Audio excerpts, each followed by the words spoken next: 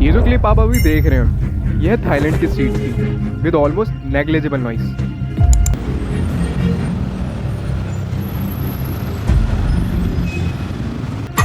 और ये क्लिप है इंडियन स्ट्रीट की।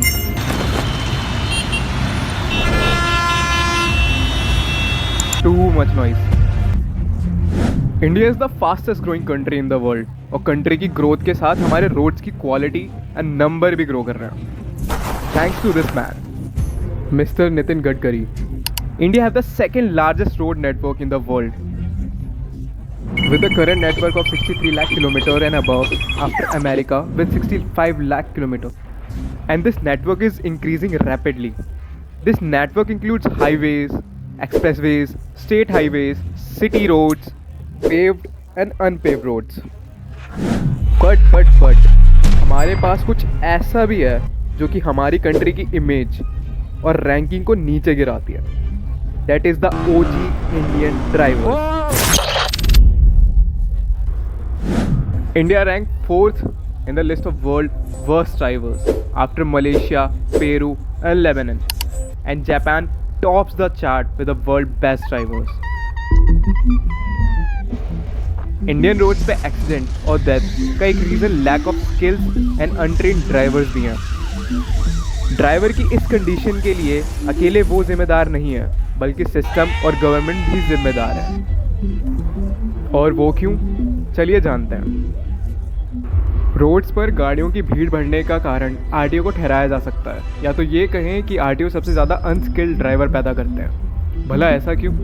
वो इसलिए क्योंकि कई स्टेट्स में आरटीओ सिस्टम इतना आलसी है कि ड्राइवर्स को बिना टेस्ट दिए ही लाइसेंस मिल रहे हैं। कई बार तो ऐसा होता है कि बंदा बाइक ड्राइविंग लाइसेंस के लिए अप्लाई करने के साथ साथ 4-व्हीलर लाइसेंस के लिए भी अप्लाई कर देता है, जबकि उनमें से आधे से ज़्यादा कभी ड्राइविंग सीट पे बैठे भी नहीं होंगे।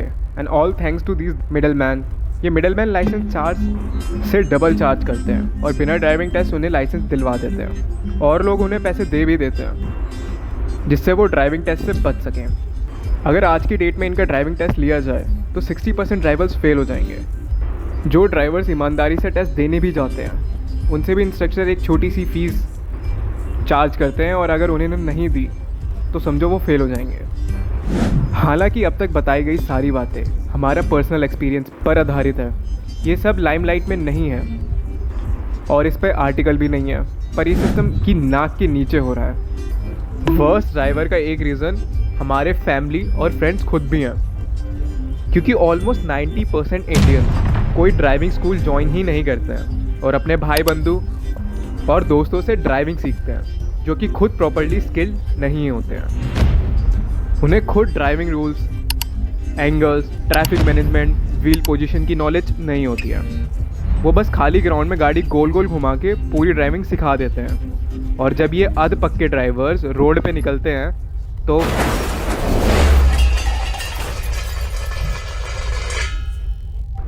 ड्राइविंग स्कूल्स में आपको प्रॉपर इंस्ट्रक्शंस मिलते हैं, ट्रैफिक रूल्स एंड साइंस की नॉलेज दी जाती है, अलाइनमेंट एंड पोजीशन से लेकर सारी ट्रेनिंग मिलती है, पर पैसा कौन खर्च करे?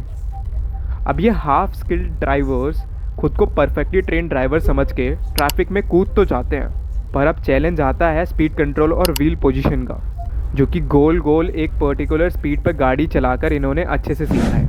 रिजल्टिंग या तो ये गाड़ी ठोक देते हैं, और सबसे बेस्ट फ्रस्ट्रेट होके बीच ट्रैफिक में ही गाड़ी छोड़ के चले जाते हैं। अब चलो जैसे तैसे ट्रैफिक से निकल भी गए तो कौन सी लाइन में किस स्पीड से चलना है इनको ये भी नहीं पता है।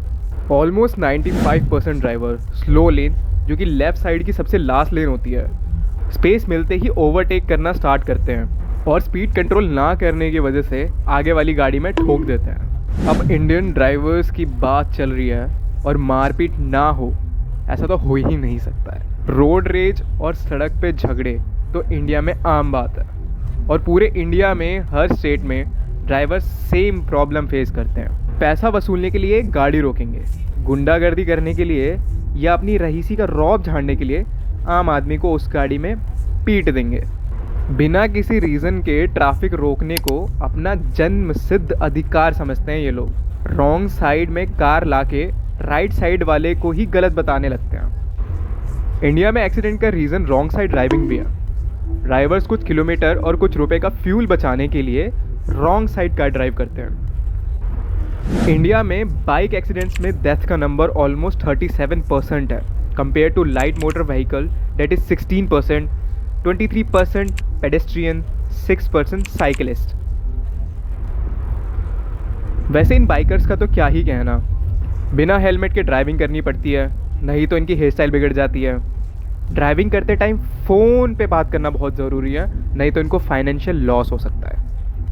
हाईवेज़ और टू व्हीलर प्रोहिबिटेड जोन में अपनी हल्की सी बाइक और हल्की सी बॉडी लेके ड्राइविंग करने चल तो देते हैं, which increases the number of accidents on highways.